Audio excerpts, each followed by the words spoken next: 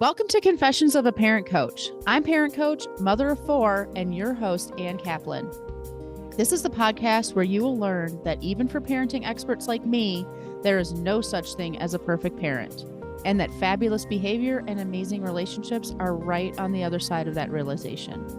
If you're working your butt off to do right by your kid, honor yourself, and go beyond the BS around you, you are my person, and this podcast is for you. Full disclosure, I'm a sometimes potty talker, and we deal with the challenge of raising kids here.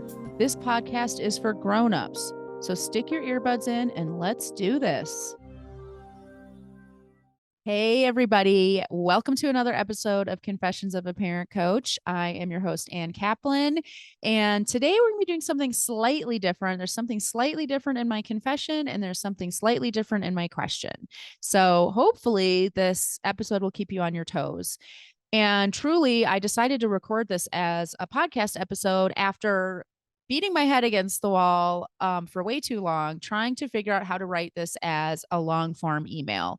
And the more I kept writing, the more I realized, you know what, this needs to be a podcast episode because this is one of those topics that's just so much easier to talk about than write about, I think, at least for me personally. And so what that is something that I bet you have said. If you haven't said it, I'm sure you have heard other parents say it. And I know for sure I hear parents say it all the time as a coach, which is school is our kids' job. Have you heard that before? Yeah, I have too. And I will say, I think it's easy to fall into that mindset. I'm going to talk a little bit more about that mindset and what we're going to do with it. But first, gotta start the episode with a confession, right? That's how we do it. And this confession, like I said, it's a little bit different today because I'm actually not embarrassed at all about this. In fact, I'm kind of weirdly proud of it. So I don't know if it counts as a confession. Maybe it's just a brag. But that is that I really do not pay almost any attention at all to my kids' grades or their performance in school whatsoever, really. And if that makes you feel a little bit uncomfortable or think, well, yeah, but, that's what our brain loves to do, come up with a bunch of yeah, buts. Yeah, but probably your kids do great in school, or yeah, but your kids might not be neurodiverse like my kid or whatever. Hopefully, as we keep talking today, you're going to settle into that idea a little bit more and it's going to make a little bit more sense to you. And also, I probably have answers to all your yeah, buts. Like, for example, I have two neurodiverse children and my kids do not get great grades in school all the time. So let's dig in. And the other reason why I said today's a little bit different is I'm going to actually ask the question first. Instead of ending with a listener question, I'm going to start with the listener question because this question actually was asked in my coaching group. And if you haven't had a chance to check out the coaching group yet, you owe it to yourself to figure it out. If you are a parent who identifies as a mom, that is where you belong, in there having really high level conversations and up leveling your parenting with a group of phenomenal moms who are nothing but supportive and open and welcoming. And here is a really great example of that vibe. I got this question from a client on one of our group calls probably a couple months ago, actually. And what she said was, and I wrote it down so I'd get it all right. My 14-year-old daughter is in the midst of a fight with her bestie. Meanwhile, finals are coming up and she can't think of anything but this social drama. She says all I care about is grades, and that's kind of true. I mean, school is her job. So, yeah, school's her job. How many of us think that? No shame in thinking that. I think that's something that's almost like baked into the zeitgeist. It's certainly something that was told to me when I was a kid. And it's not necessarily entirely wrong that school's our job. I mean, for goodness sakes, kids spend 6 to 8 hours a day, 5 days a week in school. Like, it's a majority of their time is spent in school. So it is their job. It's their thing that they're spending all of their time doing. However, sometimes, and I would say actually a lot of times, we take the idea of quote unquote school is their job and make it mean that if they aren't getting good grades, they're not doing their job. If they're not getting the best grades they possibly could, they're not doing their job. If they're getting in trouble in school, they're not doing their job. If they're missing class, they're not doing their job. If they are having social drama, they're not doing their job. If they're focusing on all of that stuff instead of academics, they're not doing their job. If they have missed assignments, they're not doing their job. And then all of that translates into us parenting in really ineffective ways where our eyes are really not on the prize at all. Trying to really fixate on their grades, punishing them when they make mistakes in school, and kind of lecturing them. I mean, most of the time when we've heard the expression school is your job, it's because it was part of a larger TED talk our parents were giving us about how we really need to shape up and fly right, right? So, what I did with this client is exactly what I want to do with all y'all on this episode today. So, I want to challenge you that to think about what is actually happening inside our kids. And in this case, this mom has a 14-year-old. So I literally asked her, what is happening inside your daughter right now? And it took a few back and forth questions before she kind of had this aha moment of like, oh, right, she's a teenager. Like, what's happening inside of her? Adolescence. Heck yeah. And if you're sitting there thinking, well, my kid's not a teenager, so, this doesn't apply to me. Sorry, survey says, eh. We really need to be thinking about what's happening inside of our children, where they are developmentally, where they are in their life journey, specifically, all of that stuff, because school may or may not be our kids' job, but it's also something that's happening overlaid upon their childhood. And we really need to think about that. Now, in this mom's case, it was adolescence, which makes it even easier for us to have this conversation of awareness around what's happening inside of her. But if you have a tween, the same conversation is necessary. If you have a toddler, if you have a school age kid, if you have a young adult who's in college or not in college, the same question applies. What is happening inside of your kid right now? And then as she kind of thought about like this adolescence thing, I was like, yeah, exactly. This kid is biologically programmed to prioritize her social life, to be impulsive, to have very little long term perspective. She is helpless to stop that process. It's just happening to her.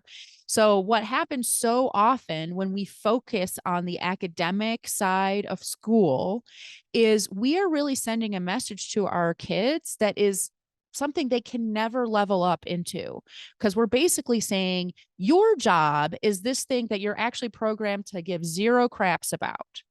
So even though you can't make yourself care about this thing, it's actually your job. And you think these other things like socializing and your friends are important, but they're actually not important. This thing that you feel is super, super important is actually stupid. And even though you are helpless not to care about it, right? Like we can't make teenagers, especially, not care about their social situation. It's not possible. So these kids are helpless not to prioritize socializing.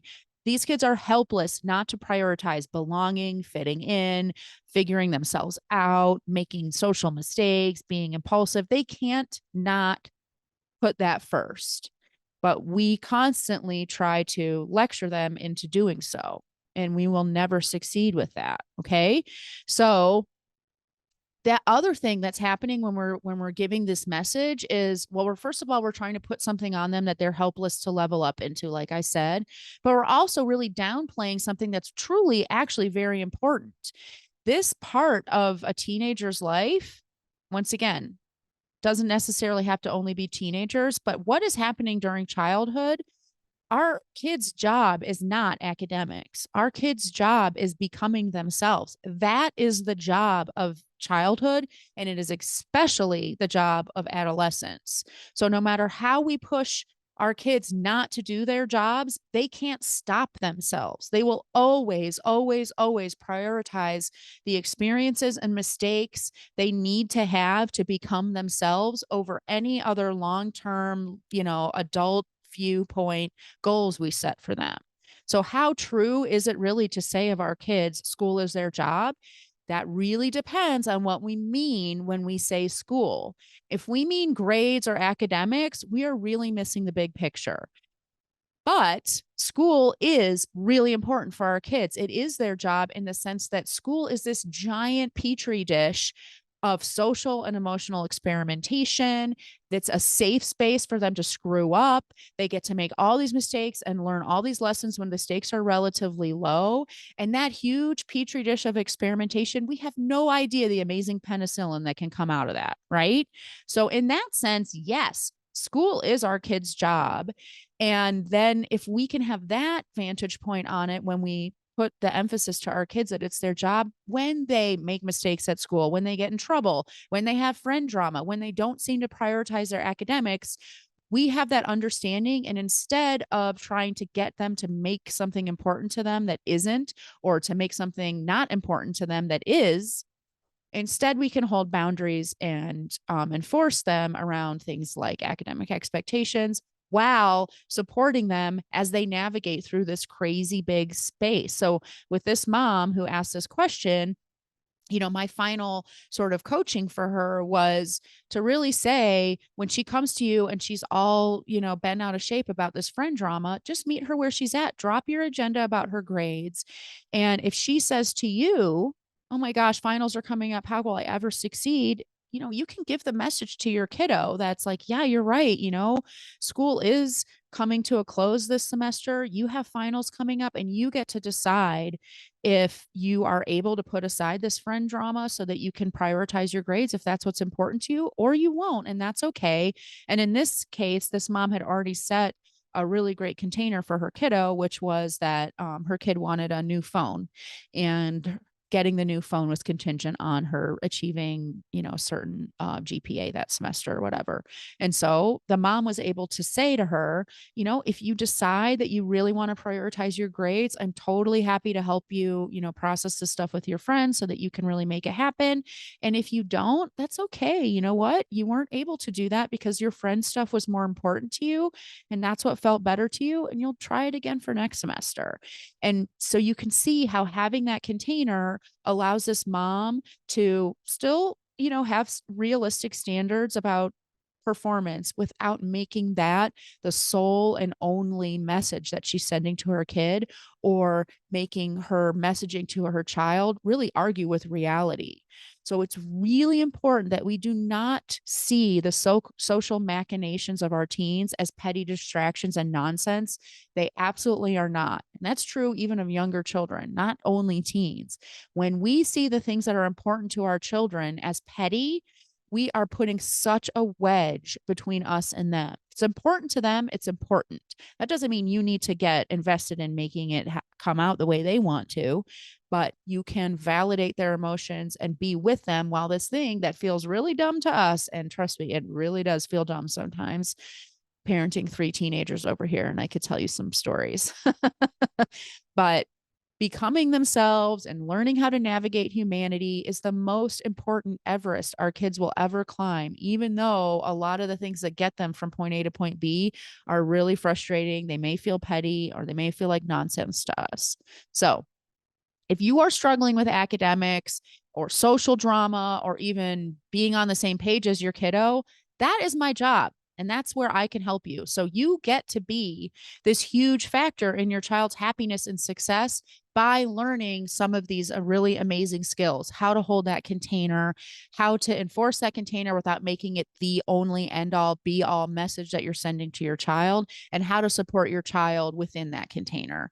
That all starts with a discovery call with me. All the info on how to set that up is going to be in the in the show notes for you. It's super easy to set it up, and I cannot wait to meet you and hear your story, get to know you and your struggles, and we can begin this amazing, fabulous coaching relationship that can truly change your life and change your kids' childhood. So I hope that was an amazing episode for you. Way better than a long, rambly email, hopefully. And I can't wait to talk to you again next week. Bye, everybody. The episode is over, but there's more waiting for you. You can grab my free workbook, Getting Kids to Listen the First Time, that walks you through the fundamental principles I teach all of my clients and applies them to this very universal parenting challenge. So if you're sick of repeating yourself all day long, or just want to learn more about my style, you'll definitely want to go to bit.ly/kidswholisten. And if you're ready to work with me, let's meet. Set up a free call at bit.ly/Kaplan call, and let's create an action plan that gets you exactly where you want to go. And of course, links to all this goodness are in the show notes. Thanks for joining, and I'll see you next time.